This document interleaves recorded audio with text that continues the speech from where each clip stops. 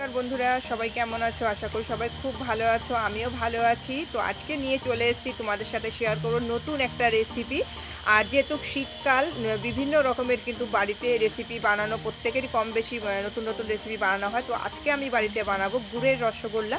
এই গুড়ের রসগোল্লাটা কিন্তু খুব অল্প সময়ের মধ্যে খুব অল্প উপকরণ দিয়ে কিন্তু বানিয়ে ফেলা যায়। তো আজকে সেই গুড়ের রসগোল্লাটা বানাবো আর তোমাদের সাথে শেয়ার করব যে কতটা অল্প সময়ের মধ্যে আর খুব সামান্য উপকরণ দিয়ে গুড়ের রসগোল্লাটা বানিয়ে ফেলতে পারবে। আর যদি বাড়িতে কোনো অতিথি আসে, তোমরা কিন্তু নিজের হাতেই কিন্তু এইভাবে গুড়ের রসগোল্লা বানিয়ে তাকে আপ্যায়ন করতে পারো এবং নিজেরা কিন্তু যখন মন চায় তখন কিন্তু বানিয়ে এইভাবে চট করে মিষ্টি বাড়িতে বানিয়ে খেতে পারো। আর সবসময় হাতের কাছে দোকান থাকে না, সম্ভব হয়ে ওঠে না। আর বাড়ির মধ্যে যদি এইভাবে বানিয়ে ফেলতে পারো তাহলে খুব আনন্দও লাগবে, নিজের হাতের বানানো মিষ্টি আর খাওয়াতেও কিন্তু খুব ভালো লাগবে। আর যদি আজকে রেসিপিটা তোমাদের ভালো লাগে তাহলে কিন্তু অবশ্যই একটা লাইক কমেন্ট শেয়ার করতে ভুলো না। তো চলো রেসিপিটা কী করে বানাই সেটাই আজকে শেয়ার করব। তো বন্ধুরা, গুড়ের রসগোল্লা বানাবার জন্য এখানে আমি দেখো 2 লিটার দুধ নিয়ে নিয়েছি। দুধটাকে কিন্তু আগেও ফুটিয়ে রেখেছিলাম।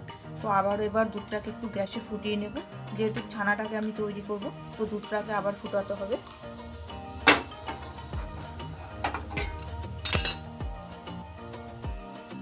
গুড়ের রসগোল্লাটা বানাবার জন্য এখানে দেখো আমি পাটালি গুড় নিয়ে নিয়েছি। গুড়টাকে একটু গ্রেট করে নেব।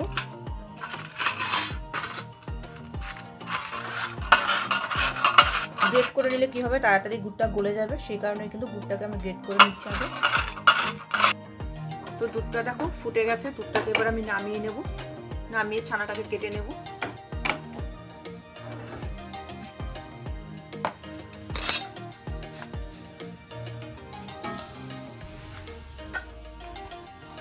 ছানাটা কাটাবার জন্য এখানে আমি ছানার জল নিয়ে নিয়েছি।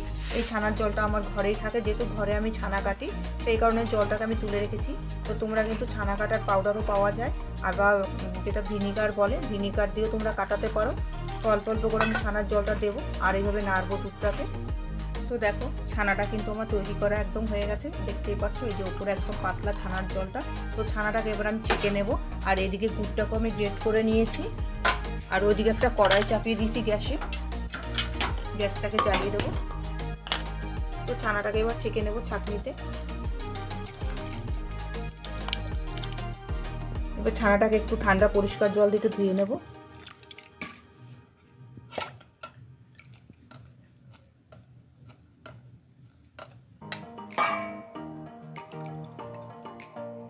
এবার ছানাটাকে একটা সাদা একটা পরিষ্কার ন্যাকটার মধ্যে আমি একটু চিপড়ে একটু ধুলিয়ে দেবো, যাতে জলটা একটু বেরিয়ে যায়। জলটাকে কিন্তু ভালো করে একদম নিগড়াতে হবে।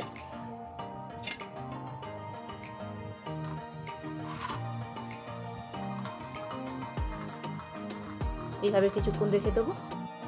তো ছানাটার দেখো জলটা কিন্তু একদম ঝরে গেছে খুব সুন্দরভাবে। তো আমি এবার ছানাটাকে আলাদা একটা থালায় নিয়ে নেব।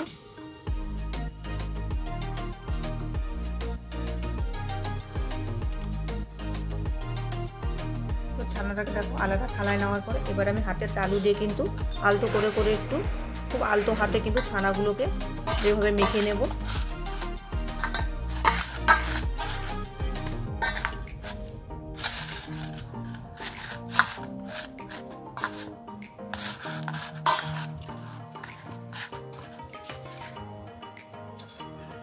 ভালো করে একটু মেখে নিয়ে এবার দেবো হাফ চামচ ময়দা,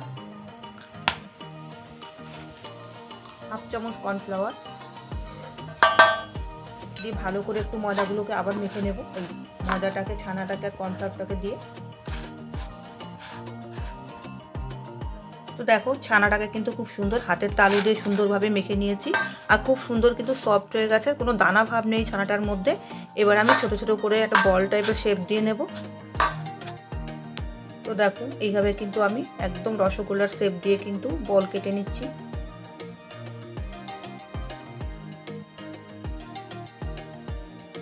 তো এখানে দেখো সমস্ত রসগোল্লার বলগুলো কিন্তু আমি বানিয়ে নিয়েছি। এবার আমি সমস্ত রসগোল্লাগুলোকে ঢেকে দেব। এবার চলে যাব আমি কাঠের উনুনে রসটাকে তৈরি করে নেব। তো চলে এলাম গ্যাসের থেকে উনুনে রসগোল্লাটা বানাবার জন্য। উনুনটা জ্বালিয়ে একটা কড়াই চাপিয়ে দিলাম। এবার রসটাকে বানিয়ে নেব। তো কড়াইটা চাপিয়ে দিয়ে দিলাম 1 কাপ পরিমাণে জল। তো জলটা ফুটিয়ে নিয়েছি। এবার আমি যে দুধটাকে গ্রেট করে রেখেছিলাম এবার দিয়ে দেবো একটু ফুটানো জল গুড়টার মধ্যে।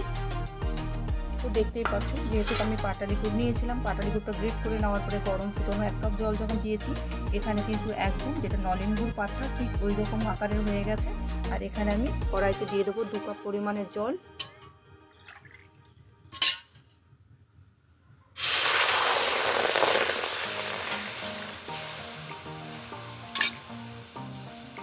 দু কাপ পরিমাণে জল দিয়ে দিলাম।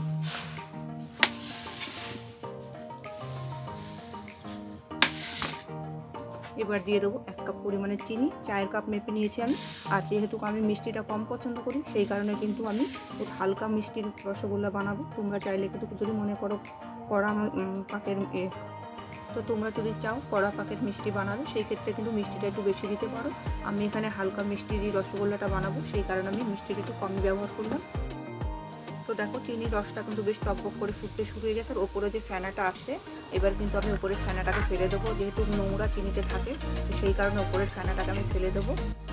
তো রসগোল্লা বানাবার ক্ষেত্রে কিন্তু আগুনটা কিন্তু খুব হাই ফ্লেমে রাখতে হবে। দেখতেই পাচ্ছ টকবক করে ফুটছে রসটা। আর এখানে দেখো আগুনটা কিন্তু খুব ধাউ ধাউ করে জ্বলছে। তো সবসময় ফুটন্ত জলেই কিন্তু রসগোল্লাটা দিতে হয়। তো আমি বেশ 12-13 মিনিট ধরে জলটাকে ফুটিয়ে নিয়েছি রসটাকে। এবার রসগোল্লাগুলোকে ছেড়ে দেবো।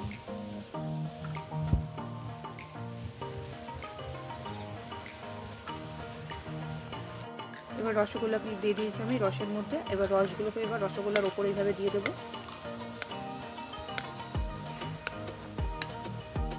তো দেখো রসগোল্লাগুলো কিন্তু রসে দেওয়ার পরে কতটা বড় বড় হয়ে গেছে।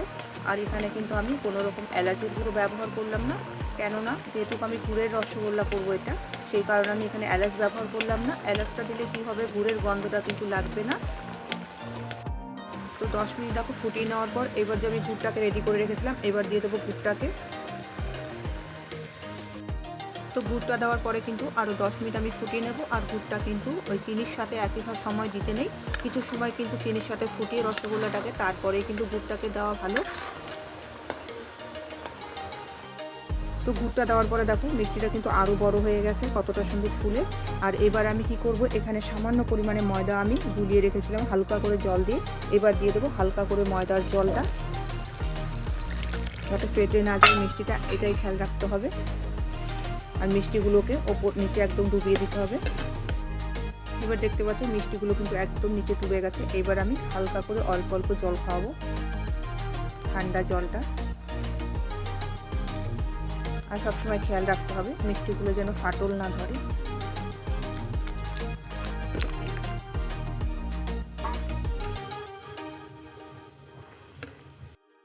তো মিষ্টিটা কিন্তু একদম রেডি। এবার আমি নামিয়ে মিষ্টিটাকে ঠান্ডা করে নেব। তো বন্ধুরা আজকে আমার দেখো গুড়ের রসগোল্লাটা কত সুন্দর কালার হয়েছে, একদম কিন্তু দোকানের থেকেও সুন্দর হয়েছে। দোকানে অনেক সময় দেখবে রসগোল্লা কিন্তু শক্ত শক্ত থেকে থাকে।